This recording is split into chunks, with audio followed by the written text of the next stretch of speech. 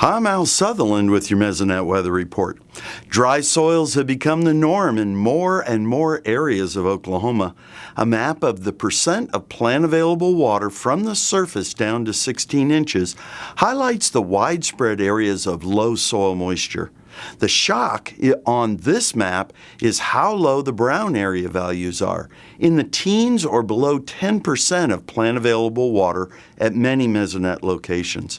Fractional water index gives us point measure of soil moisture.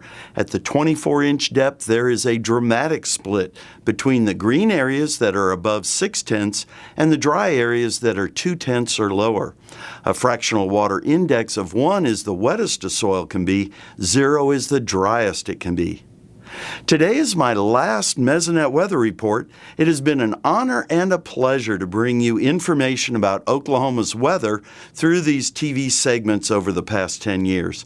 I hope you have gained a better understanding of our weather and how Mesonet data and products can help you make the most of each day. I wish you and your family the best in the days and years ahead. Now here's Gary with a check on drought's increasing intensity. Thanks, Alan. Good morning, everyone. Let me start off by saying what a pleasure it's been to work with Al Sutherland over the years on the Mesonet Weather Report. 255 shows dating all the way back to the spring of 2009. Now I'm going to clue you on a little secret. I'm definitely willing to admit, and I'm sure we all can, that Al was the brains of this non-dynamic duo. And he was also the better looking. Now, speaking of truly ugly, though, let's go straight to the new Drought Monitor report. We are seeing that severe and extreme drought, the darker browns and the red, starting to spread over more parts of the state. Northeast Oklahoma now have a pretty big blob of extreme drought, surrounded by severe drought. Also starting down in southeast Oklahoma, those are new areas of extreme drought. The area of severe drought is also expanded. That's the darker brown.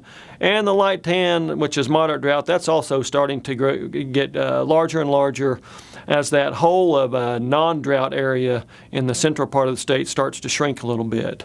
And we still have that area up in northwest Oklahoma that's also not in drought or abnormally dry, but it can't last long unless they start to get rainfall in the face of all this heat we've recently had. Now, speaking of rainfall, the last 30 days, that looks like a typical summertime pattern in Oklahoma. Some folks have had 3 to 4 inches. Other people have had less than a quarter of an inch. Again, that's typical for summer in Oklahoma. Now, if we look at that as a percentage of normal rainfall over the last 30 days, that shows up pretty well. Those red and orange areas, those are folks that are in danger from the flash drought situation we're currently seeing. So they are definitely the folks that are most in danger of seeing that flash drought continue to intensify.